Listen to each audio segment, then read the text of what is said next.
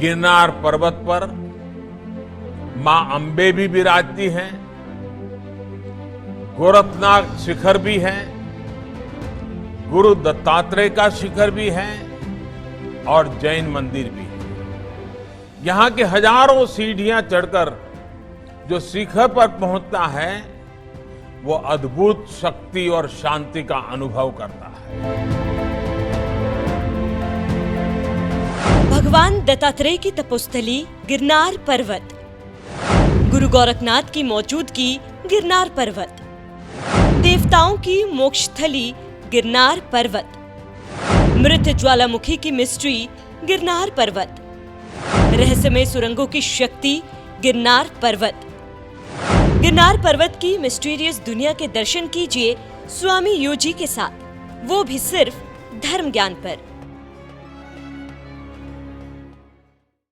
अब चर्चा करेंगे आपकी यात्रा को, आपकी यात्रा की जो अब आप करने वाले बहुत जल्द आपके 2-3 प्रोजेक्ट्स हैं।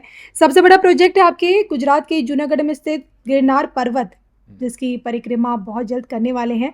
और इस पर्वत की बड़ी मिस्ट्री है। मिस्ट्री इसलिए मृत ज्वालामुखी कहा जाता है। सबसे ऊंची चोटी गोरखनाथ जी की चरण पादुका यहाँ मिलती है। कहा जाता है कि ऐसी सुरंग है जिसे गुजरने से पापों से मुक्ति मिलती है। लेकिन मैंने जब इसके बारे में पढ़ा तो ताज्जुब की बात ये थी कि ये वो जगह है जहाँ पे टाइम और स्पेस जोन से बाहर का इसे मानते हैं। दावा करते हैं कुछ ऐसी जगह हैं जो इन सीमाओं से परे हैं और अंदर कुछ समाधि भी पाई जाती हैं जिनमें जलते हुए दिए भी मिलते हैं। कहा तो ये भी जाता है कि भगवान शिव और अश्वत्थामा भी यही मिलते हैं। इतना रहस्यमय पर्वत। इसके ऊपर मैंने बहुत से एपिसोड, मतलब क्योंकि लोगों को उसमें बहुत कुछ रस था।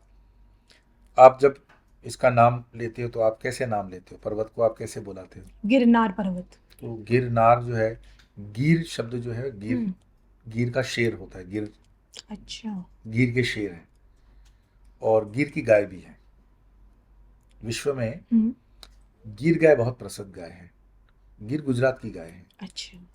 और आपको आश्चर्य होगा कि हम हिंदुस्तानियों ने, भारतीयों ने गिर गाय की जितनी सम्मान नहीं किया, जितना उसका दोहन नहीं किया, उतना ब्राजील ने किया।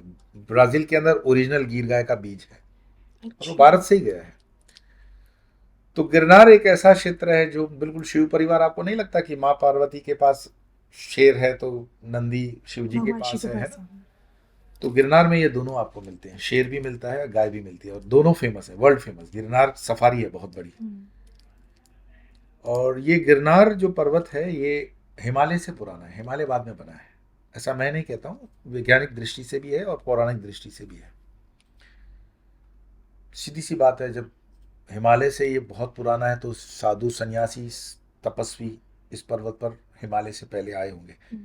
फिर जब वो क्रिएशन हुई होगी कि हिमालय जब अस्तित्व में आया होगा तो एक उसके ऊपर जो भी पुराण कहता है वो तो ठीक है, लेकिन ऐसा माना जाता है संतों के जगत में भी कि आपकी तपस्या हिमालय की कितनी है वो तो है ही, लेकिन उसके बाद आपको गिरनार पे भी कुछ समय तपस्या करनी पड़ती है। और ये दत्तात्रेय जी से जुड़ा हुआ स्थान है, दत्तात्रेय जी की पादुका है। बाकी तो क्या हो जाता है कि जब स्थान बहुत वाइब्रेंट और बहुत हो जाता है तो उसमें कई मनगढ़ंत की विदंतियाँ भी जुड़ जाती है, कहानियाँ जुड़ जाती है। मैं इन कहानियों में बहुत ज़्यादा मतलब इसको प्रमोट इसलिए नहीं करता हूँ कि हम प्रैक्टिकल जो बात है उसको लोगों तक पहुँचाएं, सत्य को पहुँचाएं और जो उसकी शक्ति है उससे उनका परिचय करवाएं। गिरनार के अंदर आप देखोगे तो जो शिवरात्रि का मेला होता है उसमें कहा जाता है कि शिव जी और अश्वत्थामा का प्रवेश होता है। वहाँ के सारे नाथ संप्रदाय के साधु, नागा साधु, बहुत देखने लायक वो शिवरात्रि का मेला होता है। अच्छा। लेकिन मेरे बोलते ही फिर क्या हो जाता है, वो टूरिज्म, मुझे एक प्रोग्राम था तो गुजरात के मुख्यमंत्री से जुड़ी हुई बात चल रही थी और गिरनार की बात चल रही थी।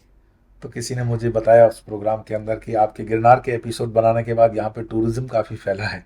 तो मैं टूरिस्ट के हिसाब से नहीं बोल रहा हूँ, मैं आध्यात्मिकता की दृष्टि से बोल रहा हूँ कि आप सिर्फ देखने की दृष्टि से मत जाओ, कम से कम 1-2 दिन वहाँ रहो और वहाँ की जो ऊर्जा है उसको लेना सीखो।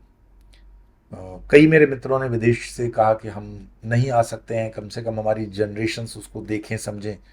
तो उसको आप अगर एक कहते हैं ना सोशल मीडिया के माध्यम से कवर करते हुए इसको करें तो एक प्रोजेक्ट है, और ये चीज़ क्या हो जाता है कि हर चीज़ में धनम मूलम धर्मम, काफ़ी व्यवस्थाएं जी। करनी पड़ती हैं, कैमरामैन लगाना, एडिटिंग, ये वो काफ़ी खर्चा वाला होता है चीज़। तो जब परमात्मा ने चाहा तो ऐसा करने का मौका मिला तो मैं ज़रूर करूँगा। 2 प्रोजेक्ट, जैसे नर्मदा जी की परिक्रमा का भी मुझे फिल्मांकन प्रोजेक्ट है कि आने वाली जनरेशन को पता पड़े कि क्या मंदिर, उसका क्या महत्व, उसमें क्या चीज़ें, वो एक रिकॉर्ड बन के रहे सोशल मीडिया पे। बाकी हमने तो खुद यात्राएं की हुई है और करते रहते हैं, बट जीवन में अगर संभव हो, जो भारत में आपको देख रहे हैं, सुन रहे हैं, तो गिरनार की यात्रा में 2-3 दिन आप अगर स्पेंड करते हो, आजकल तो वो रोप वे वगैरह भी हो गया, पर फिर अगर चढ़ करके जाओगे तो और अच्छा है। एक एक मंदिर से आपका परिचय होता है, उसकी पौराणिक क्या महत्व है उसको आप जान लेते हो। सीढ़ियाँ कब बनी थी, कब से इसमें राजा महाराजे काम कर रहे हैं, कौन कौन से ऋषि यहाँ पर आए, तो वो थोड़ी सी ऊर्जा को अनुभव करो। और सिर्फ ये ऊर्जा ही, चमत्कार आंखों देखी। चमत्कारों का तो कोई अंत नहीं है। चमत्कारों पे मेरे कम से कम 4-5 एपिसोड ऐसे हैं जिसमें मैं बहुत मतलब चीज़ें बताता हूँ, पर इन चीज़ों को मैं बार बार इसलिए लोगों के पास लेकिन स्वामी जी, आपने गिरनार को ही क्यों चूज किया? नहीं, गिरनार को ही चूज किया ऐसा नहीं है। जहां जहां भी ऊर्जा रहेगी, जैसे मेरे हृदय के नजदीक हिमालय, और आपको पता हो कि अभी गुजरात को मैंने समय कम रख करके हरिद्वार में जो आश्रम बनाया है जी। वहां पे मैं ज्यादा देना चाहता हूँ, क्योंकि एक समय की भी मांग होती है, अपनी प्रारब्ध भी होता है। तपस्या तो जहां जहां करो, अपना अपना एक महत्व होता है। ऐसी जी। जरूरी नहीं है कि सिर्फ हिमालय है तो हिमालय है, गिरनार है तो गिरनार है, नहीं, हर एक चीज का अपना, हर एक स्थान का अपना महत्व है। गिरनार को इसीलिए है क्योंकि गिरनार मेरे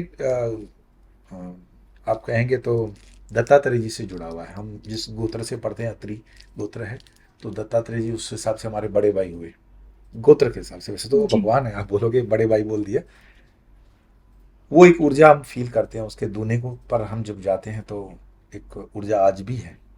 और वहाँ का जो प्रसाद भोजन लंगर फ्री है टोटल, आप जब भी जाएं 24 घंटे चल रहा है, संत ही उसको चला रहे हैं। हम खुद उसमें याचक मतलब भिक्षा करने के लिए जाते हैं, लेकिन इतना एक अनुभव होता है उसमें। और उससे थोड़े नीचे आइए तो गोरक्षनाथ जी का वो जो यज्ञ वाला स्थान है, अद्भुत आपको फीलिंग आती है। आप अगर थोड़ी सी ऊर्जा को महसूस करना, आपको आप थोड़ा सा भी स्टडी है और आपके ऊपर गुरु कृपा, ये गुरु कृपा मतलब गुरु मंत्र जिनको होता है, तो थोड़ा सा वो आध्यात्मिकता में प्रामाणिकता को नज़दीक हो जाते हैं, मैं मानता हूँ। तो ये चीज़ें आध्यात्मिक दृष्टि से ऊर्जा का ही महत्व होता है, स्थान से ज़्यादा ऊर्जा है। कभी कभी हमें लगता है कि इस स्थान पे कोई ज़्यादा फैसिलिटीज़ नहीं है, तो फैसिलिटीज़ को नहीं देखना चाहिए कि इजीली आप पहुंच गए। ये जैसे आपने गिरनार की यात्रा की, कैलाश की यात्रा में भी मैं जब गया था तब कोई बहुत बड़ी फैसिलिटीज़ नहीं थी, बहुत कष्टदायक वो यात्रा है, पर वो ऊर्जा है, उस ऊर्जा का इतना आनंद है कि आप मतलब आपका जन्म सफल हो जाता है। लेकिन उस ऊर्जा में हम कुछ भी ना कर सके तो कम से कम उसमें हम विक्षेप ना करें, कोई खराबी ना करें, पोल्यूशन ना करें। वो वहां पर जाकर के वो जो हम प्लास्टिक के कचरा फेंक देते हैं, चीख हम चिल्लाते हैं, रील्स बनाने के चक्कर में सब पोल्यूशन करते हैं, वो कम करें, तो वो यात्रा हमारी सफल हो सकती है, बहुत कुछ पा सकते हैं।